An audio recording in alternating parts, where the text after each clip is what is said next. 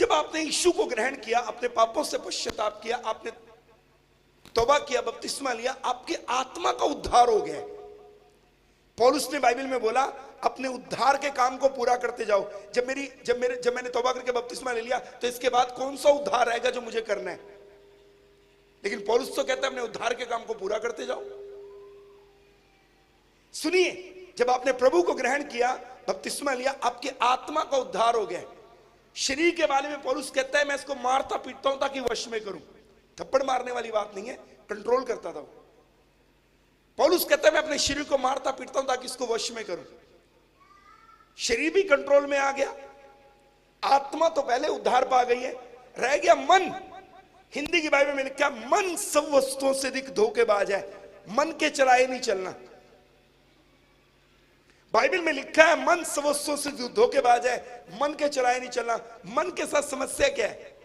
मन के साथ समस्या ये है, ध्यान से सुनना, मन के साथ समस्या ये है कि मन को माइंड भी कहते हैं, मन को इच्छा भी कहते हैं, मन को अभिलाषा भी कहते हैं, एक लेवल पे जाके इसको शैतान भी कहा जाता है। अब मन एक ऐसी जगह है जहां आपके विचार हैं, इसे इच्छा कहते हैं, अभिलाषा कहते हैं, विचार कहते हैं। मन में आपका जो शरीर है ना, मेरी तरफ देखो, इसलिए मैंने कहा था थोड़ा सा मुश्किल है, आप बोर ना होए, आगे सुनिए। आपका जो शरीर है ना, आपके शरीर में 5 इंद्रियां हैं। आंख से आप देखते हैं, नाक से आप सूंघते हैं, कान से आप सुनते हैं, जीभ से आप टेस्ट करते हैं, हाथ से आप छूते हैं। नाक, आंख, कान, जीभ, हाथ स्पर्श करते हैं, ये 5 सेंसेस है, 5 इंद्रियां कहते हैं। आपकी बॉडी तब कोई काम करेगी जब आपके मन में विचार आएगा। मेरे मन में एक विचार है मुझे पानी पीना चाहिए, तो मेरा हाथ गिलास को उठाएगा, मुंह पानी को पी लेगा।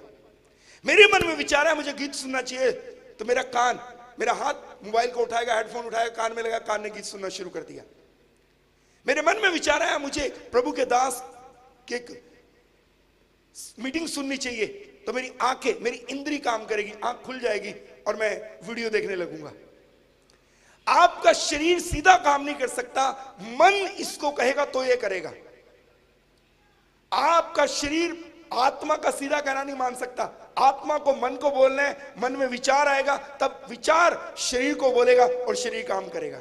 अब मन जो है, आत्मा का उद्धार हो गया, शरीर मारपीट के पल्स ने कंट्रोल में कर लिया है। मन का क्या है? अब मन के अंदर शैतान भी अपने विचार डालता है, प्रभु भी अपने विचार डालता है। इसके ऊपर कंट्रोल कैसे करें?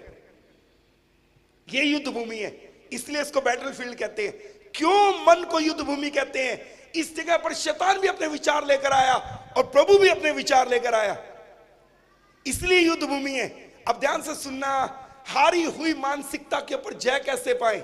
उसका एक ही तरीका है, एक ही तरीका है। वो तरीका ये है, आप हारी हुई मानसिकता के ऊपर जय पाने के लिए एक ही तरीका है, पूरी दुनिया में एक ही तरीका और कोई तरीका ही नहीं है। इस परमेश्वर के पवित्र वचन को पढ़े और इसको अपने मुंह से बार बार बोले। इसको पढ़े, जोर से बोले मेरे पीछे, इसको पढ़े और बार बार अपने मुंह से बोले। जोर से बोलो, पढ़े, बार बार अपने मुंह से बोले। अब मैंने क्या बताया था? मन के अंदर शैतान भी अपना विचार डालता है, प्रभु भी अपना विचार डालता है। अब देखिए, मान लीजिए एक बहन है जिसको 40 साल से बच्चा नहीं हुआ।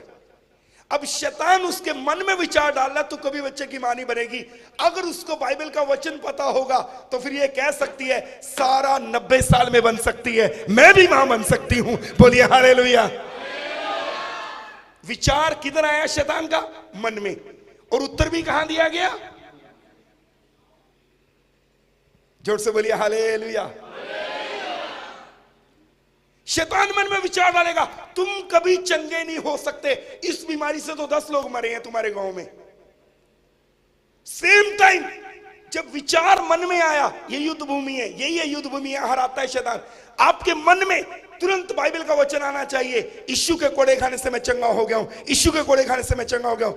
आप हारी हुई मानसिकता के ऊपर केवल एक बात के द्वारा जय पा सकते हैं, और वो बात ये है, इस वचन के द्वारा।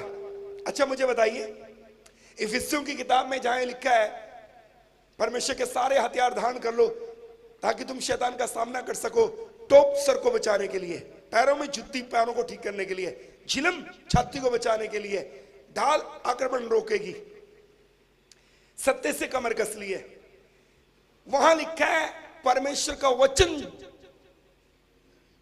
परमेश्वर का वचन जो आत्मा की तलवार है ले लो ताकि तुम शैतान का सामना कर सको।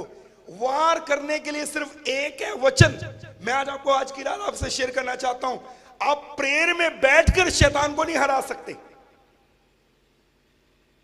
आप प्रेयर में बैठकर शैतान को नहीं हरा सकते। प्रेयर एक हिस्सा है शैतान को हराने के लिए, लेकिन उसके ऊपर वार करने के लिए फिसियों में लिखा है परमेश्वर का वचन जो आत्मा की तलवार है। मैं कितने लोगों को जानता हूं प्रेयर में बैठ के भी गंदे विचार आते रहते हैं उनके अंदर। वो कहते हैं हम प्रेयर में बैठे हैं पर हमारे विचार कहीं कहीं घूमते हैं, गंदे गंदे विचार बीच में आ जाते हैं। प्रेयर से तो हरा नहीं सके उसको, लेकिन जब आप इसको, यीशु ने, जब शैतान यीशु के पास आया उसने कैसे आक्रमण किया उसके ऊपर? वचन के द्वारा। 3 बार यीशु ने शैतान को वचन बोला, जब वचन की तलवार चली उसको भागना पड़ा। कोई जोर से ताली बजा के प्रभु को धन्यवाद दे।